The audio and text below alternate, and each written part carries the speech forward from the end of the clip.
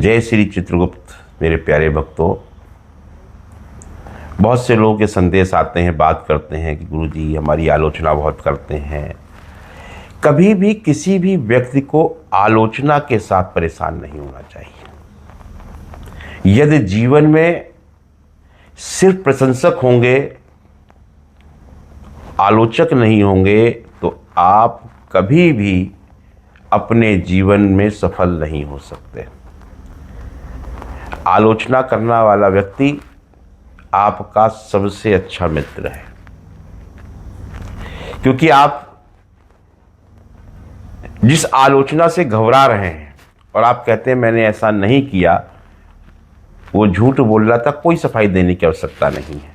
अगर आपके पास कोई व्यक्ति आए और कहे कि वो आपकी आलोचना कर रहा था, आपके विषय में ऐसा कह रहा था, उससे घबराने की आवश्यकता नहीं है। आलोचना उसी व्यक्ति की होती है जो कोई कुछ कार्य कर रहा होता है। जो कुछ जीवन में कर ही नहीं रहा है, उसकी आलोचना कहाँ से होगी।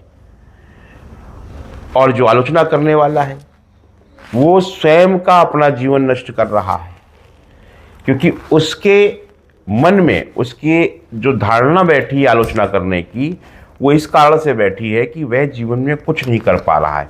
जो सबसे निखट्टू, सबसे बेकार, जो कुछ ना कर पाने वाला व्यक्ति होता है, वो सिर्फ एक चीज़ जानता है, ये जिह्वा है, इससे दूसरे की बुराई कराओ, तभी उसका भोजन पचता है, तभी उसको रात को निद्रा आती है।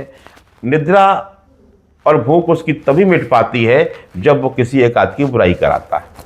तो जरूरी है उसे अपना कार्य करने दीजिए, क्योंकि बड़ा अच्छा कार्य कर रहा है।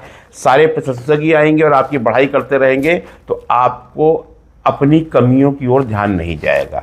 कई बार ऐसा होता है कि आलोचक कुछ ऐसा भी कह जाता है जो आपकी कमी हो सकती है, तो तुरंत इस बात पर ध्यान दो कि वो सामने किस विषय पर आपकी आलोचना करके गया है, किस बात पर आपकी बुराई करके गया है, ताकि आप अपनी उस बुराई को, उस समस्या को, उसको समझ सको कि आप किस मार्ग पर चल रहे हैं। आप अपने अच्छे मार्ग पर चल रहे हैं तो आपको कभी भी ये सोचने की आवश्यकता नहीं है कि आलोचक आपका कुछ नुकसान करने आया है। आलोचक हमेशा आपका कुछ अच्छा कार्य करने आया। हाँ, एक बात अवश्य ध्यान रखिएगा, ये विशेष बात है, इस बात पर बिल्कुल बहुत ध्यानपूर्वक जो मैं कहने जा रहा हूँ।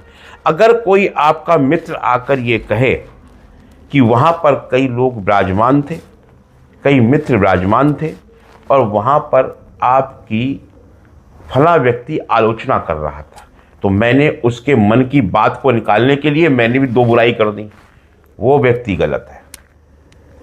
जो आपका अपना है, अगर कहीं आपकी आलोचना हो रही है और कोई आपका घनिष्ठ उस आलोचन मीटिंग में, जहाँ पर आलोचना की मीटिंग चल रही है, एक व्यक्ति आपकी आलोचना कर रहा है, आपकी बुराई कर रहा है, तो आपको उससे घबराने की आवश्यकता नहीं है जो आलोचक है। घबराने की आवश्यकता उससे है अगर आपका कोई मित्र कहता है कि मैंने आपके विषय में इसके पेट से उगलवाने के लिए दो बुराई और कर दी। अगर आपका व्यक्ति बुराई करके आ गया तो समझ लीजिए वो आपका बहुत बड़ा नुकसान करके आया है। ऐसे मित्र से हमेशा के लिए मित्रता समाप्त कर दें जो ऐसा कार्य करके आया, और तुरंत कह भी दें कि तुमने जो गलती करी है वो क्षमा योग्य नहीं है, लेकिन जिसने आलोचना करी वो क्षमा योग्य है, क्योंकि उसका कार्य यही है। तो हमेशा इन सब बातों पर विशेष ध्यान रखना है। आलोचना से घबराना नहीं है। जब तक आप आलोचना को सहन करना नहीं सीखेंगे, तब तक आप किसी भी कीमत पर अपने जिस मार्ग पर चल रहे हैं, जिस कार्य को लेकर चल रहे हैं, जिस लक्ष्य की प्राप्ति की ओर चल रहे हैं, उस लक्ष्य की प्राप्ति नहीं हो सकती। अगर आपको लक्ष्य की प्राप्ति करनी है, अपने मार्ग को प्रशस्त करना है, तो निश्चित तौर पर सबसे पहले आलोचना को सहन करना सीखिए। इस बात का विशेष ध्यान रखना है। आलोचना से घबराना नहीं है। आलोचना को स्वीकार करते हुए, सहज स्वीकार करते हुए अपने क्रोध पर नियंत्रण रखना है। उसकी बुराई नहीं करनी है, मुस्कुरा कर प्रणाम कर देना है और उसको एक व्हाट्सएप पे मैसेज ही भेज दीजिए, तुम्हारा बहुत बहुत धन्यवाद। आपका दिया हुआ समाज में संदेश मुझे प्राप्त हो गया है और इतने सुंदर कार्य के लिए मैं आपका हृदय से धन्यवाद और साधुवाद करता हूँ। जब उसके पास ये आपके संदेश जाने लगेंगे तो उसको भी एहसास हो जाएगा कि मैं जो कह के आता हूँ वो यहाँ तक पहुँच भी जाता है। इसलिए उसका धन्यवाद करिए, साधुवाद करिए, उसे 2 पुष्प भेज दीजिए व्हाट्सएप पर।